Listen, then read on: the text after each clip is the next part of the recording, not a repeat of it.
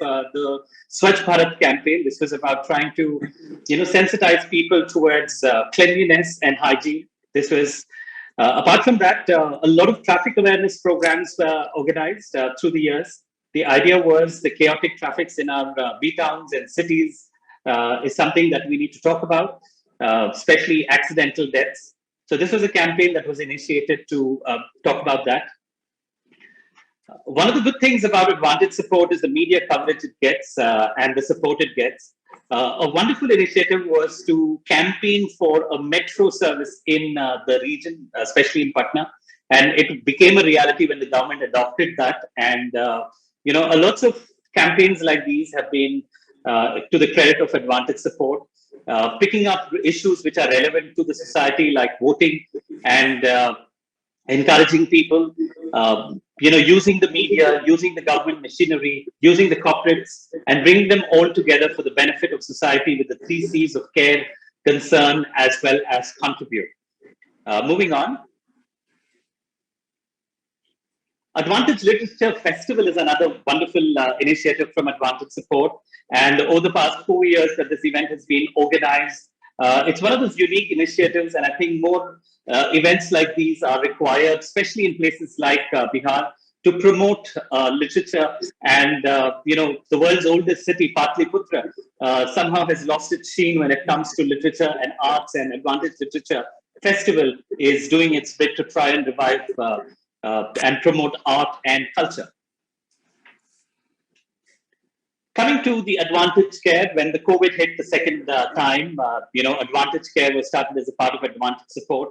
And the idea of Advantage Care was to focus on 5 main areas. I'll be talking to you about it.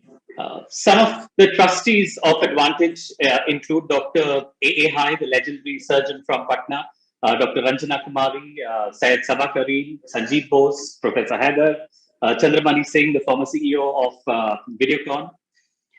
This particular campaign is sponsored by, thanks to all of them, that we've been able to do this entire series of events. We're doing 12 events under Advantage Dialogue, picking up different issues ranging from healthcare to education to women's empowerment. Reuben, redefining healthcare, the Reuben Memorial Hospital. It's also supported by the High Towers. The events and entertainment management industry, thank you so much for supporting this particular events, Advantage Care initiative of Dialogue. Advantage Real Estate is one of the sponsors for this. Goonj, an organization that's been doing a wonderful work in the space of women and child development. Advantage Real Estate, and finally, Mercy Mission. It's a fantastic organization based in Bangalore. They're collaborating. They've done some great work when it comes to COVID relief in Karnataka. And with collaboration of Advantage Care, we're trying to leverage on experiences and bring that kind of service into Bihar through Advantage Care. There are 5 major focus areas for Advantage Care. Free ambulance service in Patna. Free oxygen concentrators. We have adopted 5 villages in Bihar: Araria, Madhubani, Siwan, Gaya, and Patna, and supporting them in this COVID scenario. Advantage Care mobile app is being launched, and also adoption of children who lost their parents in this terrible pandemic. So those are the areas of work that Advantage is doing. And it'll be great for anyone who's tuned in to contribute to our cause and support Advantage Support. I think more hands coming in and joining together would enable probably one of the most backward parts of our country to be given the kind of care and concern that they need. I'm going to request Ravi if you can share the Advantage Care video, and then I'm going to start. Hi, Ishan. Good to see you. Hi, sir. How are you? Very well, thank you. Thanks for joining in. Yeah. So we have a quick 1-minute video, and then we'll start.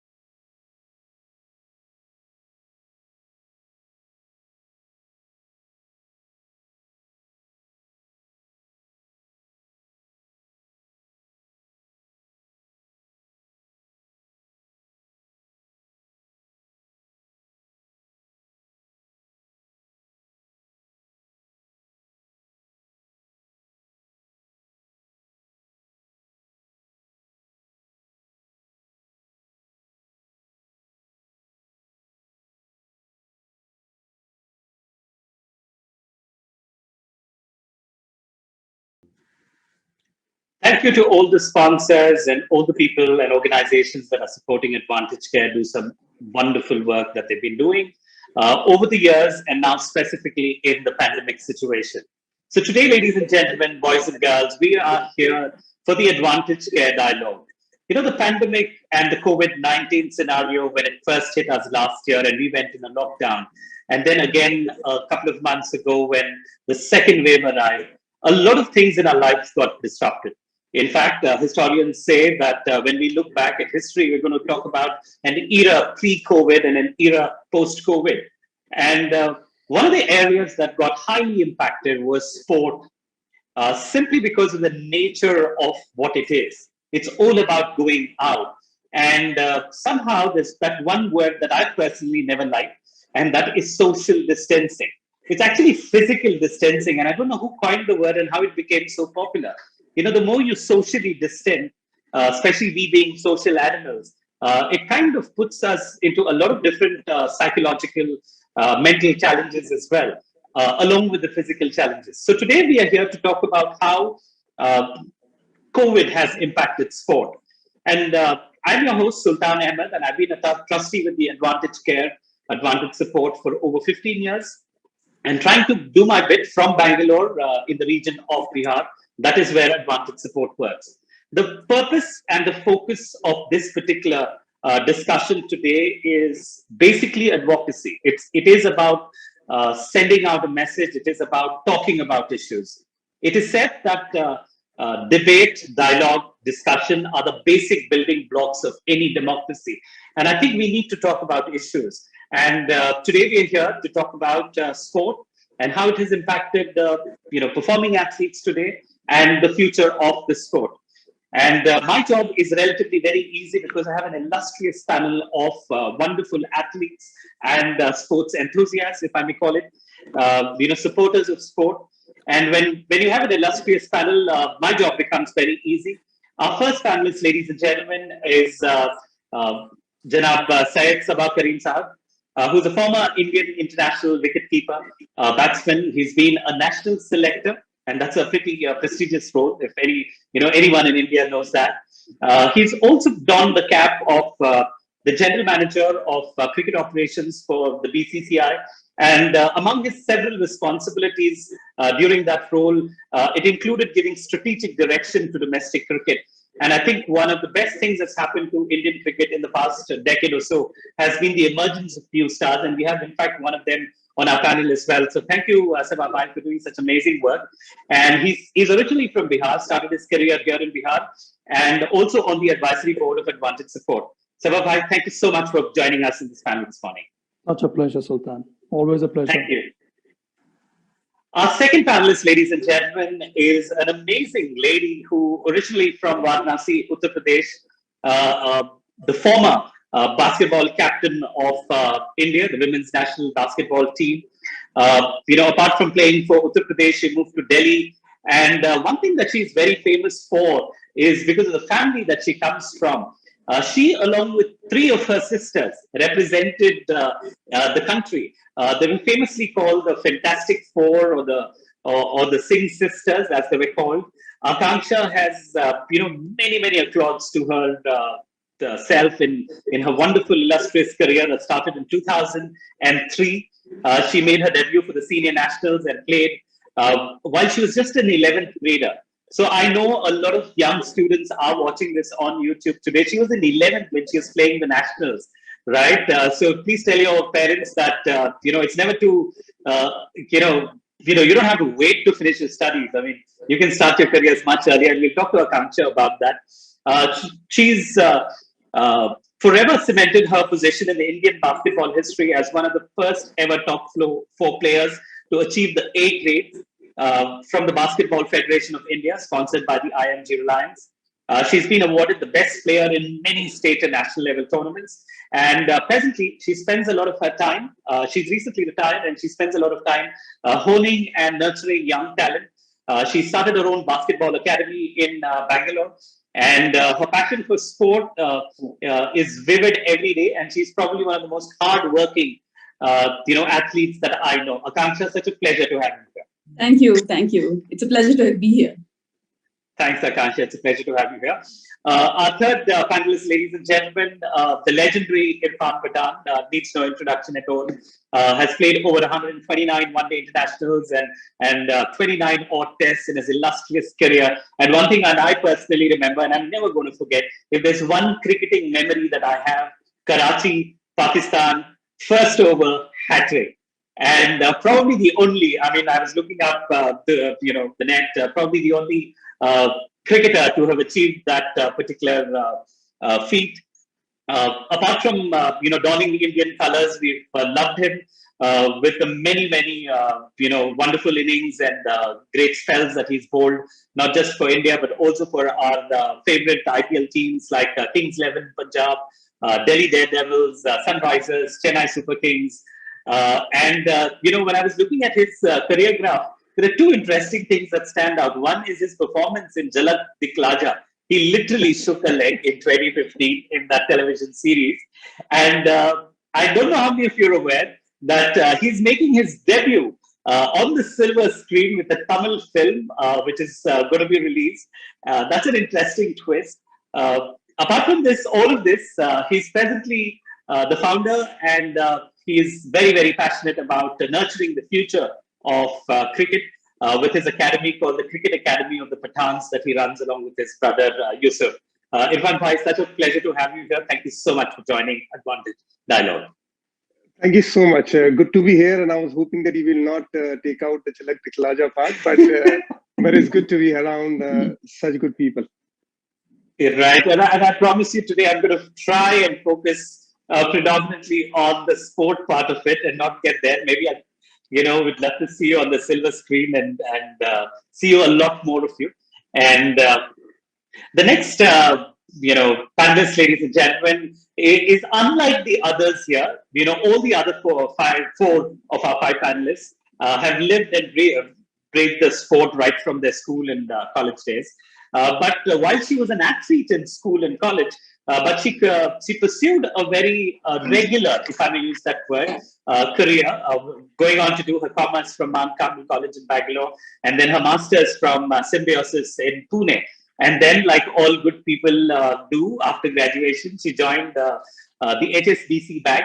And in a very short career, she went on to become the vice president of the HSBC. This was when she decided to hang in her boots in the year 2012 because she had this passion for sport. And by that time, I assumed that she had crossed that age of being active in sports. So she chose the next best thing is to nurture young talent. Upcoming talent, and she joined the Go Sports Foundation, an organization that does some amazing work in developing the future stars of Indian athletes and Indian sport. She's presently the executive director. And while I was she's an extremely close friend of mine, but I had to do a little bit of research, and I love this particular few sentences, the vision of Go Sports. And I'm going to read this as her introduction. We are what we repeatedly do. Excellence is not an act, but a habit. The team at Go Sports Foundation believes firmly in this adage and also believes that athletes who are working to achieve their potential can inspire countless others to strive for excellence. Through our work and the support we extend, we also offer better health and overall well-being of our athletes, a level playing field for all genders, all genders, and an inclusive society overall by supporting able-bodied and differently able-bodied athletes. All of the above are in line with the Sustainable Development Goals of the United Nations. Amazing work there, Deepthi, that you do with Go Sports Foundation through the scholarships, mentorships, athlete development program, and something that for me personally is very heartwarming is the work they do with the para champions and the differently abled athletes and the stars of tomorrow. Deepthi, fantastic work. Thank you for being here on the panel. Thank you so much. Right. And completing the lineup, we've got the youngest, on our panel, a rising superstar from originally from Bihar, Patna, moving on to now making his debut with the Indian cricket team very recently, as recent as March 2021. So, he's the newest member to join the Indian cricket team. In December 2015, he was named as the captain of the Indian squad for the 2016 Under-19 Cricket World Cup, and a left-handed batsman and wicketkeeper. We've all come to love him now in IPL for his role he plays with the Mumbai Indians. Ishan Pranab Kumar Pandey Kishan, welcome to our panel. Hey, Ishan, I think your mic was off. You're Yeah, thank Yes. you so much, sir. Thank you. It's great to be Such a here. pleasure to have you here. So, Thank you so let much. me Right. So let me start off by requesting all our panelists to share their opening comments. I'd love to hear from you. It's a very different world, and we were having this discussion just before the panel went live. How has this impacted you, and what has been your experience the past year with the first and now the second wave? Let me start off with Syed Sehba Karim sir. Can I request you to share your opening remarks? First up, thank you so much for this invite, Sultan, and to Advantage Care. It's very heartwarming to know the kind of work which Advantage Care has been doing for the past several years, and recently during this second wave of the pandemic. So my compliments and my deepest gratitude to the organization and all those people who have been involved in this in this kind of humanitarian work. The first time when the pandemic hit us, that was last year in March 2020. And I was part of the BCCI as General Manager Cricket Operations. I'll get down to the basic in terms of a cricket administrator, the kind of challenges we faced. So the initial shock and the surprise were very difficult to digest. And everybody felt that although it has hit us, it may go away in a fortnight or in a month's time, and it will not spread like wildfire the way it did. So initially, I think it became very difficult for us to readjust the dates for the domestic season because we felt that it was very important for BCCI to finish the entire domestic season. But as the number of cases started to go up, we realized that there was no other alternative but to stop domestic cricket. We had 3 or 4 tournaments still to go. We had the women entire cricketing schedule to be completed. We could not do that. Second, I think Ishan, maybe you can correct me if I digress or if I go wrong. And I think there were 1 or 2 men's tournament also which had to be shelved because of this. So once BCCI decided that we possibly cannot finish this entire domestic season, the next step is that how do we take care of the cricketers, or what do we do to help them? We had the men's team India, then you have the women team India, then you had the under-19 lot, then you have the India A team. There were different verticals to be taken care of. So I think at that point of time, it was very important for BCCI as well as all the state bodies to constantly engage with all the players who are part of the system, so as they should not feel that they've been left out and no one is there to take care of them. Then we also started hearing news of families and relatives getting affected of the cricketers, I'm saying, and their extended family. So all that was very difficult to understand and to cope with it. But we did manage to offer some kind of a helping hand by constantly engaging with them in conversations, having a WhatsApp group with all the team members, so that one is able to exercise that kind of that kind of gesture to all the cricketers, so that they would feel that they are part of the system. But as I said, and I think once things started to open up, once the first wave got over, and then gradually things opened up, we started to have these tours, some of the domestic matches were organized, and then suddenly the second wave hit us. And I think all this has impacted in a big way on the careers of so many young cricketers who are coming through the system. There have been several financial setbacks to so many of our professional cricketers, because many of them have been solely dependent on the kind of professional fees they receive while they receive while playing as professionals for the respective state associations and state bodies. So I think as we go along, one can talk about the ways to encounter this, but I feel that these are very difficult times for all the athletes.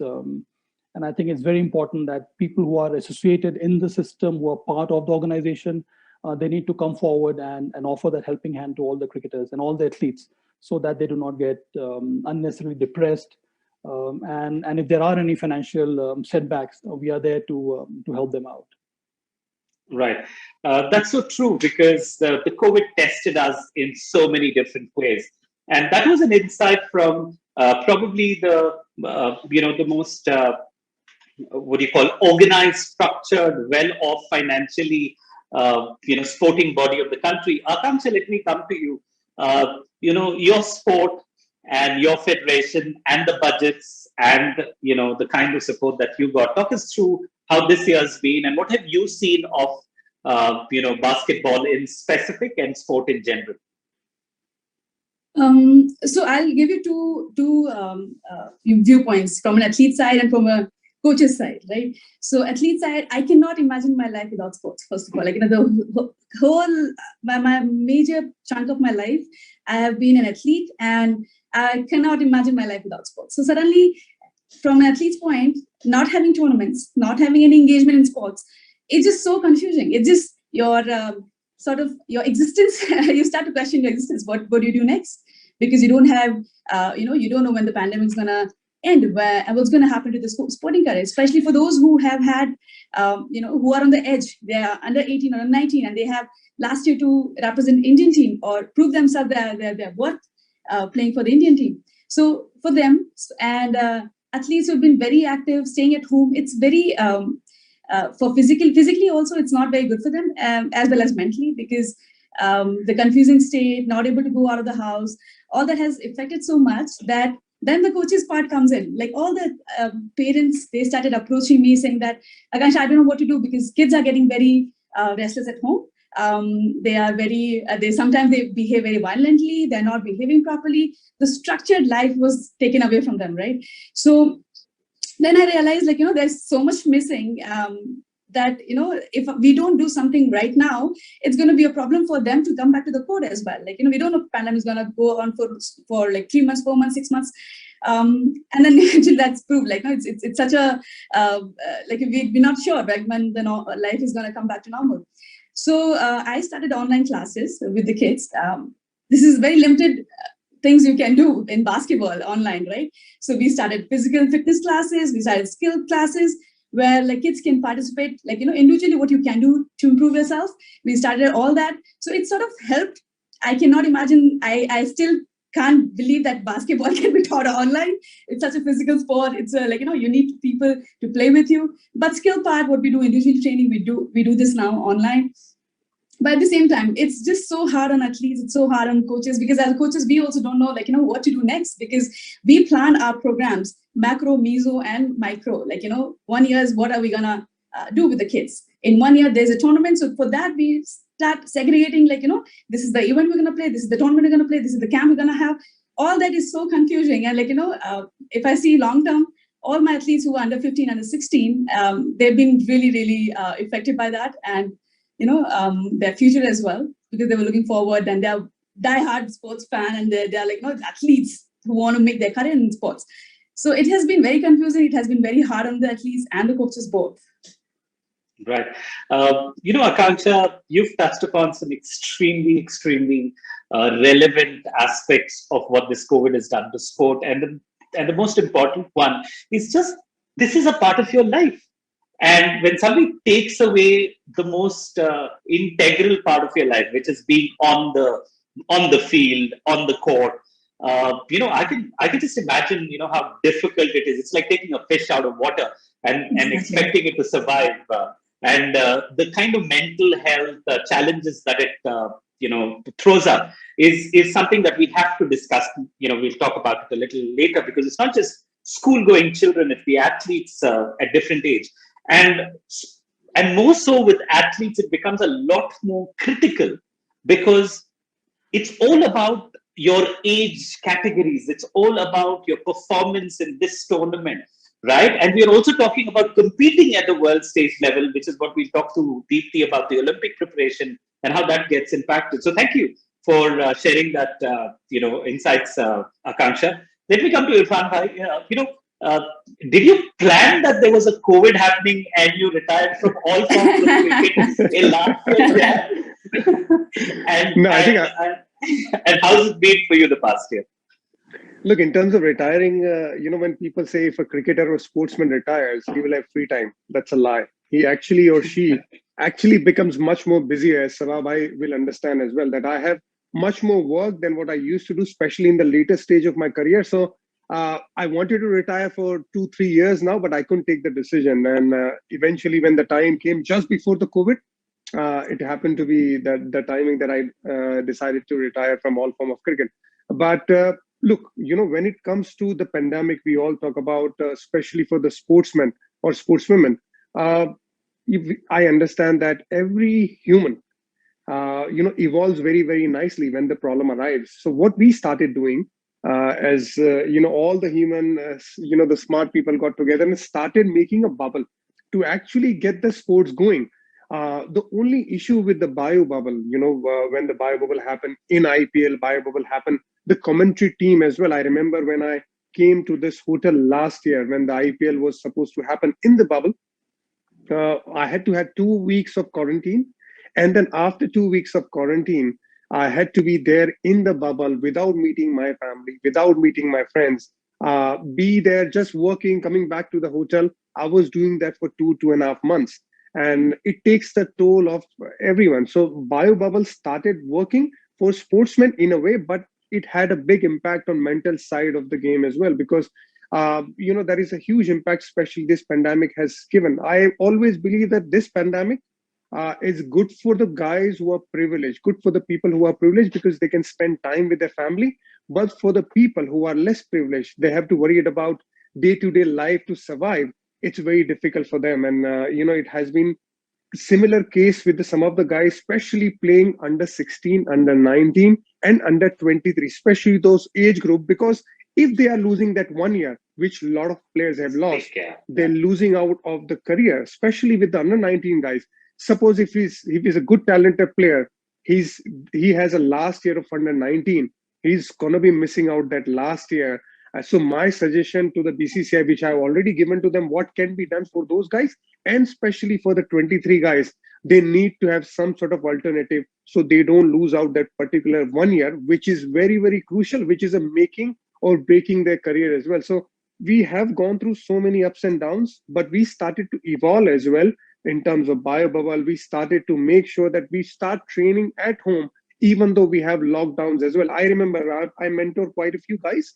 One of them is Deepak Huda, and other one is Abdul Samad for Jammu Kashmir Cricket. When I played as a mentor come player, I know that Abdul Samad he got picked, but he needed to train to play his first IPL. How he's going to train when everything is locked down? So he started practicing on terrace with his brother, and we started preparing some sort of drills which can actually replicate what he can do, especially on the field. Similar with Deepak Huda when he was in Baroda. I invited it at my home and started doing some practice. At least I had some space in my home, so where I can some sort of small nets, pug nets, what we call it, and we just try to hit the balls in that net, and we practice that way. So all I'm trying to say right now, yes, there is a pandemic, but there is always a way for human to evolve and be smart about it, what we can do going forward. Fantastic. Where there's a will, there's a way. And I think innovation has been right up there when it comes to the way, all of you as wonderful mentors have managed to support young talent. And similar to what a lot of schools and educational institutions have done across the country to come and innovate to keep the learning going. This was a very interesting point that I picked up from your comment, Irfan, was that, while this lockdown might seem very good for people like us living in wonderful houses, the less privileged have it very difficult. And we've heard some horror stories about how, people had to leave their one-room house to quarantine and actually live outside. Some of them have actually lived on trees. So that's a different world. And this becomes relevant to your point, because a lot of young athletes that are coming out of the country today are the ones who are coming from the heartland. Gone are the 80s and the 90s, where it was the Delhi, Bombay, Bangalore that represented the country. And let me talk to Deepti now, who's actually in the thick of this action. And through their work at Go Sports Foundation, is working with a lot of these upcoming athletes. So Deepti, talk us through the challenges and how have you innovated? First of all, it's wonderful to be here and listen to all of you. It's so inspiring to hear each of them speak about their journeys and what this year has meant for them. Uh, Today we're actually 40 days to the Olympics, and for anyone who's been tracking Olympic and Paralympic sport, it's a 4-year cycle. You train for 4 years or 8 years or 12 years and play for that 1 minute or 5 minutes of your event, depending on if it's an athletics or whatever it is. So last year, this time we were all geared up for the Olympics, and there was a lot of confusion because there was no clarity on whether the Olympics is going to happen or not happen. Even now, there's a lot of protest locally in Japan in terms of wanting to have the Olympics or not.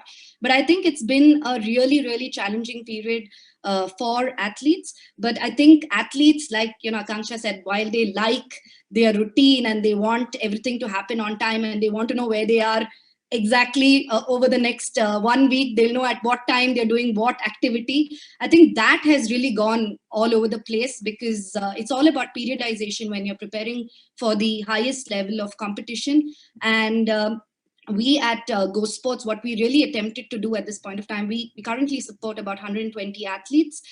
We try to create athlete education workshops, a lot of sports psychologists coming and talking to them, mentoring them, because I think the biggest impact was on the mental health and mental well-being of athletes. That's where they really kind of, a lot of them felt like, if sport doesn't resume, what's going to happen to my life? What am I going to do later? So all aspects of really building skills, thinking of other options, thinking of education in a slightly broader way is something that we did. One of our initiatives that we created was Play for India last year. It was an initiative that we created primarily because sport came to a standstill, and all sports people who work in sport, which is your coaches, your groundsmen, your caddies, the people who take care of your stadiums, a lot of them are daily wage workers. So we created this campaign and we got some of the best athletes in the country to actually come up, run their own campaign. So you had Satyan run a campaign for table tennis along with Neha and Sharath. We had Viren and OGQ who came across and did a campaign for hockey beneficiaries. We had Aparna Popat do something with badminton. And through the entire period, we actually supported almost close to 600 beneficiaries of sport, and also raised some money where athletes learned a new skill of fundraising directly as well. So a constant attempt was, how can we really, get them to use this period wisely, but also really try and manage their training. I think especially for Olympic and Paralympic bound athletes, the challenge is really, some of them are at the peak of their careers. They may not get a next chance. The next Olympics is 3 years away in Paris. So it's very, very difficult to really get them to continue to stay focused. So I think our team, we have a great bunch of mentors, and Rahul Dravid, Pulela Gopichand, all of them on our mentorship, on our advisory board. We have John Gloucester, who was also with the cricket team for very long. He is our head of sports science, and part of creating some of the bubbles for the IPL team, is guiding us on a lot of information on how to manage this better. And what's been fantastic is also the Honorable Minister Kiren Rijiju, the SAI, Sports Authority of India, everybody working together and collaborating on athlete sensitization, athlete education. And I think these are things which did not happen a lot in the past, but I think now everybody as key stakeholders are coming together and working together. So we're gearing up full swing for the Olympics. We're having already 100 athletes who've qualified from India, to go to the Olympics, some of them training all across the world and going to be reaching directly, but really creating that ecosystem around them to be for their mental well-being, for their physical well-being. And, like Irfan mentioned about innovation, right? As human beings, we have to keep trying to survive whatever is thrown at us. So I think sport has always taught us that. That is the beauty and the lessons of sport. So I think it's been a challenging time, but it's also been, it's created so much of hope. And I really hope this is behind us and we all learn to live in the new normal. Fantastic. It was very heartening to hear from you that there was a lot of collaboration, whether it's from the ministry, whether it's from the Sports Authority of India, as well as from corporates and, different sports bodies like, cricketing, they're all coming together to support. And wishing you good luck for the wonderful work that you're doing. There's another very interesting point that she made was, while a lot of athletes have to focus on their own performances, I think one of the skills they will have to learn, if you're not a cricketer and you're not in the top rung cricketer, is to fundraise. And I'm glad that let's accept that that's a challenge that we live with as a country, because most sport are not as well paying, as a couple of them are. Let's go to Ishan. Ishan, while the others in our panel have, a kind of a ringside view, you are still in the thick of the action and you're like starting your race, right? How has it been for you to break into the Indian cricket team during the pandemic? I would say March is when the pandemic has just ended, and then when you join the cricket team, you get into a pandemic. Talk us through, first of all, congratulations. I have to mention that, I can only imagine it's like a billion young Ishan's dreams to be a part of, the team that you are in now. And talk us through what's been your personal experience in this. Sir, I think first of all, when this lockdown was announced initially in March 2020, the worst thing happened to me was my diet plan. I was just eating whatever I want to eat. And I think for any sportsman, it's really important to take care of that, because at the end of the day, we have to go there. We need to I hope Virat Kohli is not listening. Exactly. That's the mark he has set for everyone now, that we need to. There's a fitness test going on these days, like we have to complete, otherwise we won't get in the team. So it's very important to stay fit, not only for the fitness test, but also if we want to represent our country, we need to be in our best shape there. So I know it was very difficult. We were not getting any kind of practice. I was lucky enough to have my own pitch at my place, but I think for everyone else also, I think there's always an option open. If you want to work towards your goal, there's always an option open. It's up to the particular guy how much interest he's showing or he's not showing. So I think, and like I said, diet plan is very must, because I was the one, after 1 month, I just when the dates came in of IPL, I contacted my dietitian and I said, just please make me eat something nice, because now I'm just gaining weights. All I'm doing is gaining weights, and I won't look good when I go there out and play. So this was the few things that I was just going to take care of, like my diet, my fitness. But the good thing in the pandemic, if you think, I think most of the sportsmen who were getting enough time, they must have started doing few good works. How to take care of your own place. You start doing yoga. So I was doing these things on a very regular basis, and I think my parents were very proud about this, more than me going and playing for IPL or India team. Okay, so that's wonderful, and it's very endearing to hear that, because what you spoke about is the real life challenges that athletes go through, and most of us as spectators and audience have no clue. Rohan Gopan has been a friend of mine for over 2 decades. The only thing that I know is that guy gets up at 4, 5 in the morning every day for 2 decades. I mean, and the kind of focus they need to have and give up, I think, on their food and their diet. Ishan, my heart goes out to you, but then it's completely worth that, giving up. All the best for you in your career, Ishan, as you go forward. Thank you so much, sir. Thank you. And let me go to, Akanksha and to Sababhai and ask you this question. The pandemic has impacted the financial support, the financial dependence of athletes, right? Akanksha, I'll ask you to talk about how the basketballers and similar sports are looking at it and facing it. And Sababhai, because you've been in the helm of cricket in India, so if you can talk us through how are the cricketers doing it, so that we get 2 very broad perspectives. So Akanksha, do you want to go?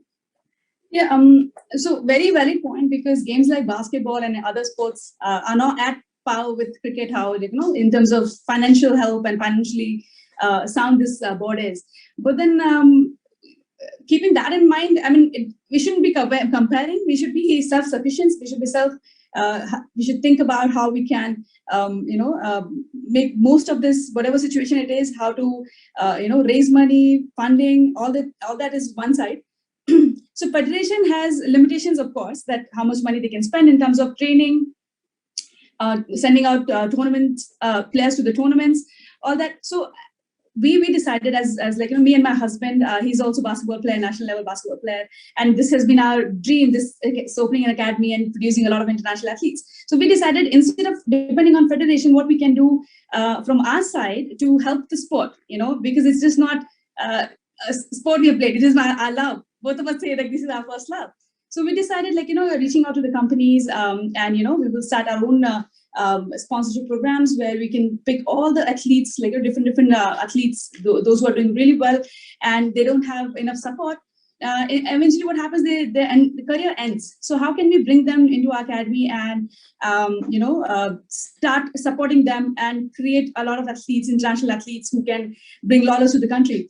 But for that also, the step starts when you have sort of results in your hand. Like, you can show it to different companies and you can show it to different people to use their CSR fund to fund those athletes. So what we decided, we will fund those athletes initially from our pocket. Like, we picked up a few government hospitals, some other thing came, government schools, where we started picking up talent. We started training them. We started sending our coaches to the government schools, running few programs. There were few programs I personally mentored. So that started, giving us results, thinking that this is something where we can find talent, because these are the kids you see that they don't have much to see, like, look forward to. So one thing they find, which is entertaining, they find passion in that. So that's how we sort of started, kind of getting talent from them. But again, this is our personal effort, and if I talk about that, personally putting our own money and bringing out talent, that has taken a hit. Like, of course, like, we have to sort of before we give out that support, we need to make money as well. So the program which I had thought, like, whatever pay and play program we are running, we can make money out of that and support the government school kids.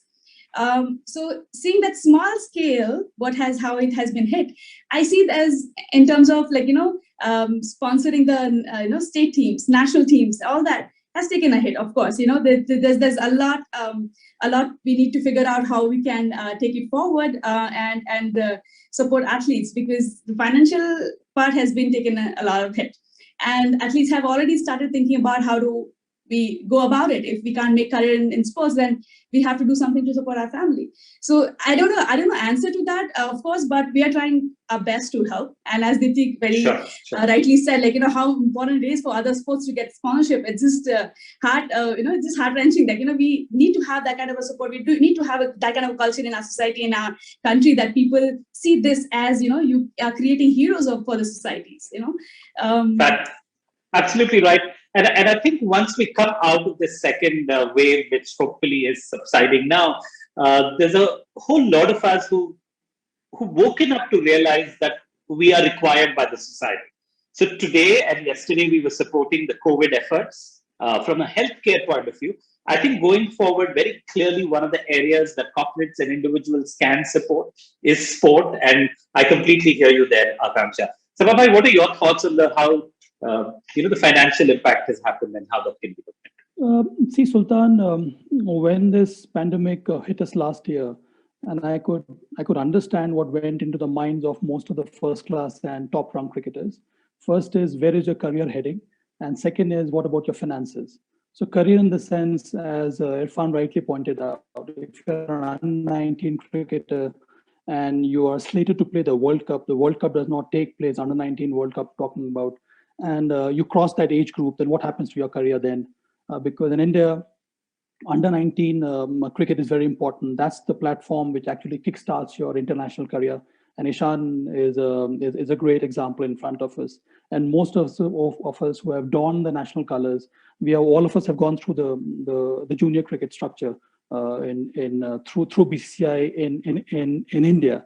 So I think, in terms of career aspirations, there's nothing much which BCCI or the state bodies could do. However, there is some talk about giving some kind of extension, having talks with ICC whether they can increase the age limit or not. That is something which is still on the table. But the biggest impact was on a cricketer's finance. Most of you may not be aware that there are very few cricketers, maybe the top-run first-class cricketers, who are employed with either private or public sector. The others depend on whatever resources they get from BCCI while playing for their state or while playing for the nation. And last year, BCCI could organize only 2 men's tournaments. One was the white ball cricket one-day tournament, another was the T20. And for women, we could organize only one one-day tournament. So from playing maybe about 25 to 30 multiple format matches for a cricketer in India, it came down to maybe about 7 to 8 matches. So you can understand that in the difference in terms of monetary compensation you receive from BCCI. So I think there was a discussion about how do we compensate all the first class, the under 19 cricketers, the under 16 cricketers who would in a season make about X amount of money. So there is some discussion going on in BCCI. I'm sure Saurav, being a former cricketer, he understands the state of the cricketers now, and I'm sure he's having this discussion with all the office bearers. Somehow find some kind of a system wherein all those players who have been affected by this COVID, who have not been able to play X number of matches, how do we compensate them? And I think one thing that has emerged is that the time has come now for a BCCI through the state bodies to offer a central contract to all the state level cricketers. And I'm not talking only about first class cricketers, but right down the down the system, go down to the under 16s, under 19s, under 23, as Irfan pointed out, because all these age group tournaments are based on category and your age. Suppose you miss out 1 or 2 years of that cricket, then where do you go? What happens to you? So I think it is equally important now for state bodies and BCCI to get together and work out a structure wherein you're able to, number one, take care of the financial compensation, and second, think of a system wherein all these age group cricketers are allowed, some 1 or 2 year space, so that they can still play that underage that age group tournaments. So I think that's the kind of talk that has been going on. But I think that's the way to take it forward, because everybody has been hit. And I think it's very important that all the like-minded organizations and individuals get together to resolve this. Well said. So when an athlete or when a sports person performs, plays, that's when he gets paid. Literally, that's how things work out. And when there's a lockdown, there needs to be a system that needs to be created both from a BCCI level or from a Sports Authority of India or from the government level. Apart from the financial, the biggest thing that I'm hearing, and I can completely relate to it because I work in the education space with children, is the mental well-being. So, Irfan bhai, you've been mentoring a lot of young talent, and Deepti, you've been working with a lot of future stars and para stars as well. So, can you talk to us about how and what can be done today in the short term? And in the long term, what is the kind of structures and support systems for mental well-being, and that can be provided for our athletes? Irfan bhai, let's go with you.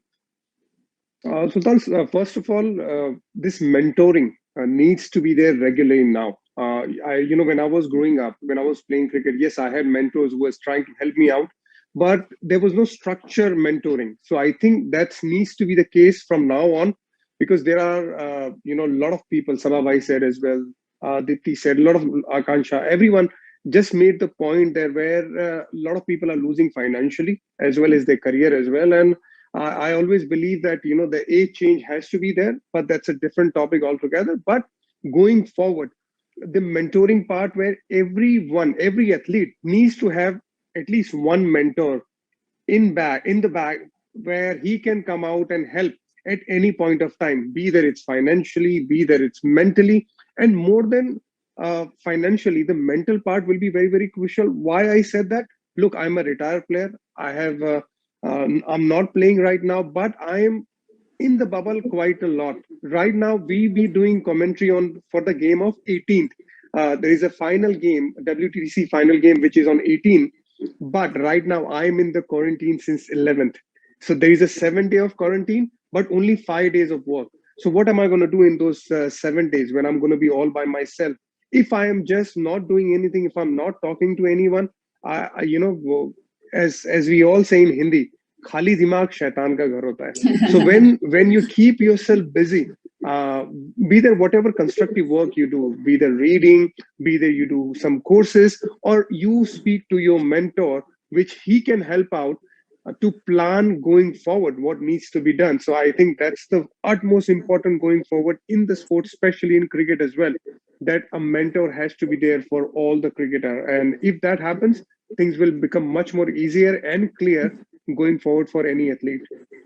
Right, and I think that's a wonderful point, because the corporate world seems to have internationally understood the importance of mentoring and coaching for the corporate, especially the leadership teams and the top performers. And I think in sport it's so critical. So if you are an ex-athlete or an ex-sports person, find a young kid who needs mentoring, and if you are a kid, go and look for a senior. Yes, Irfan. Yes, Sultan. So yes, it's a responsibility of a senior guy to actually put the hands out. Hey, if you need any help, please come out and just ask for it. But it is important for athletes as well not to be shy about it. If you need help, just speak out. Just speak up. Raise your hand. Speak up, and just any senior guy, for that matter, we are all in that category, probably 3 or 4 guys.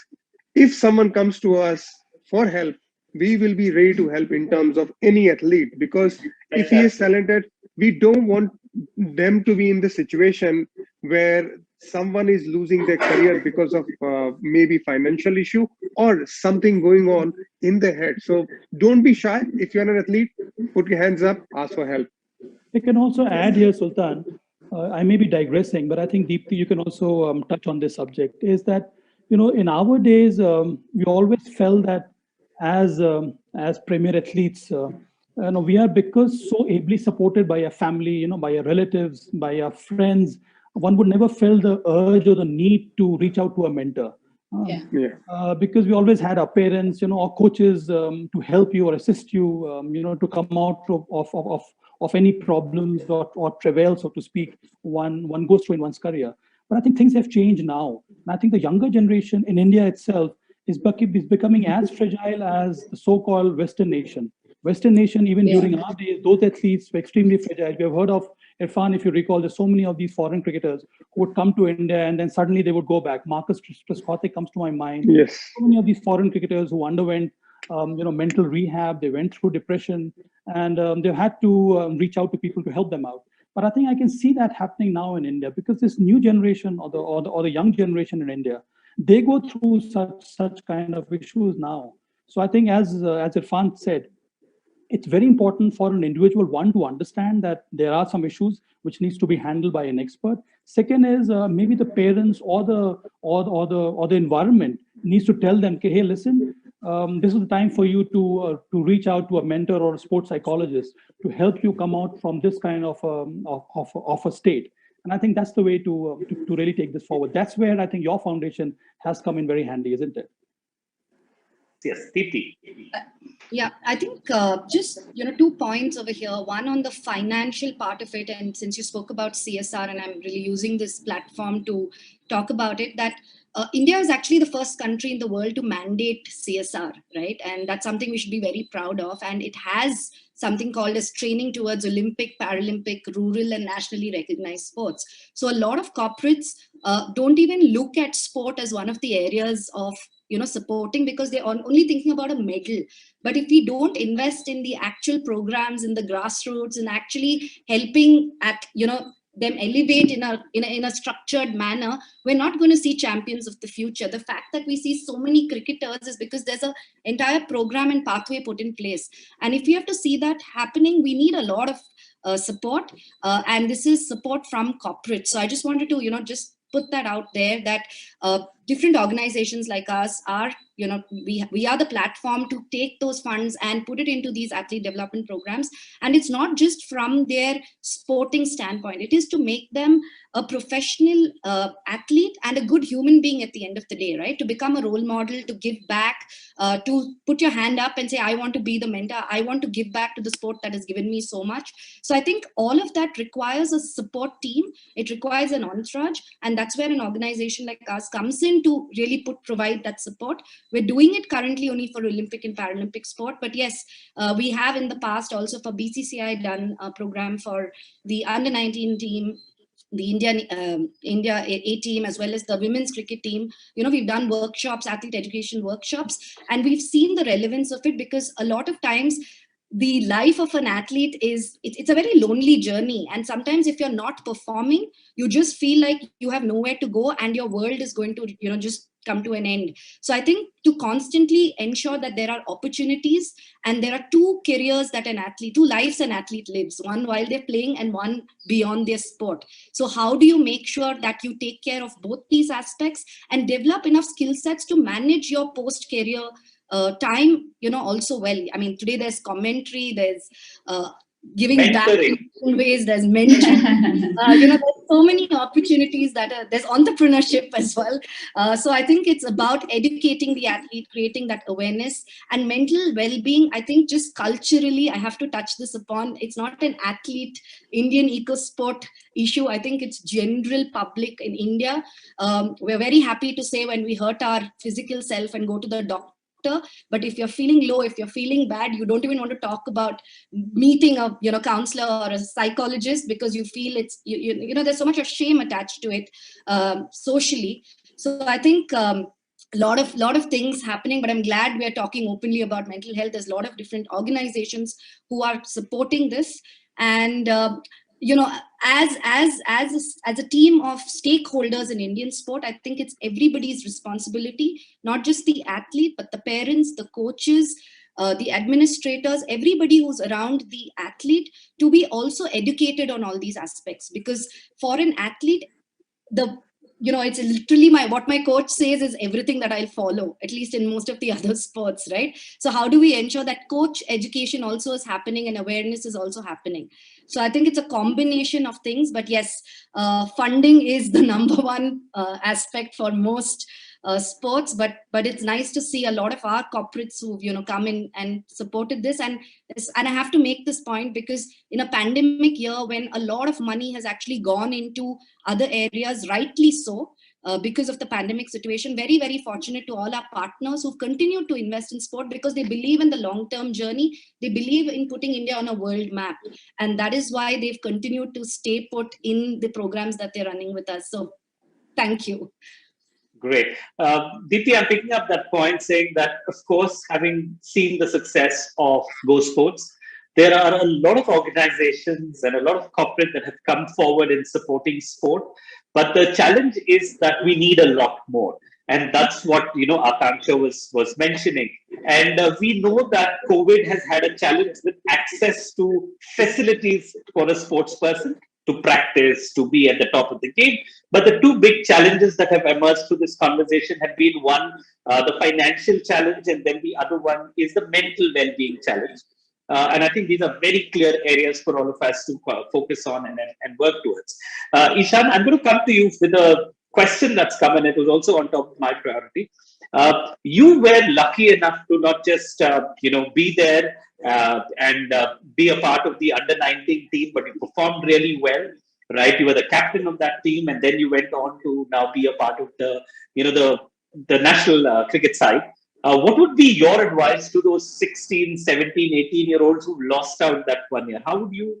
What is your bits of experience, I would say, because you've come out through that just recently.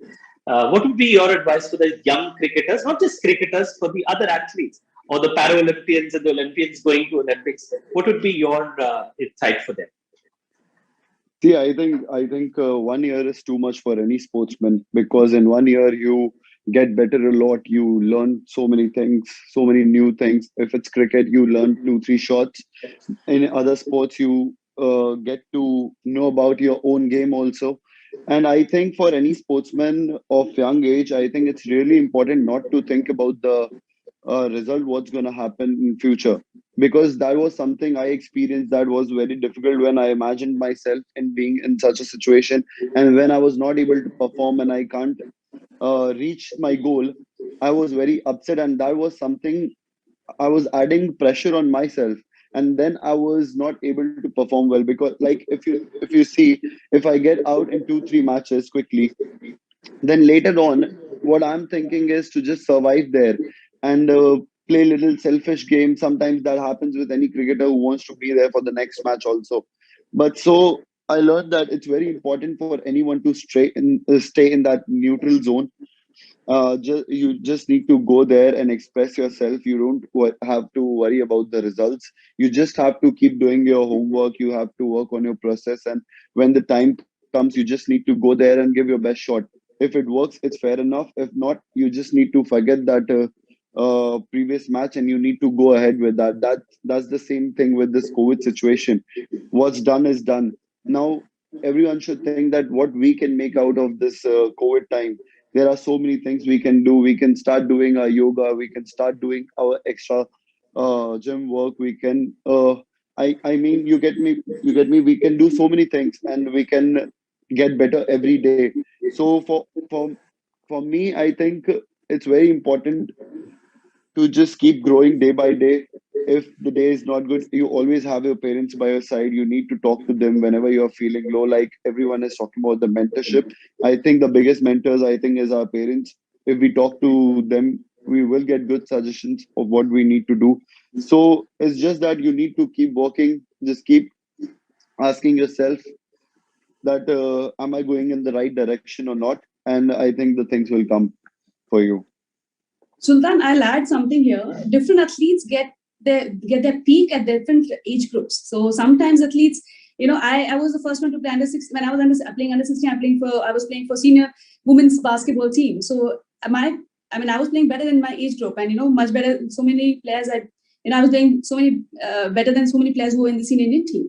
But say I have few athletes who are playing under 19 right now, and last 2 years they've had no exposure, no tournaments. But I know going forward, their peak hasn't come yet. Of course, to get the peak, you need to have continuous matches, continuous tournament, continuous mentoring. But at the same time, if they keep at it, I'm sure they were going to make it to the senior Indian team without even playing under 18 or under 19, for the country.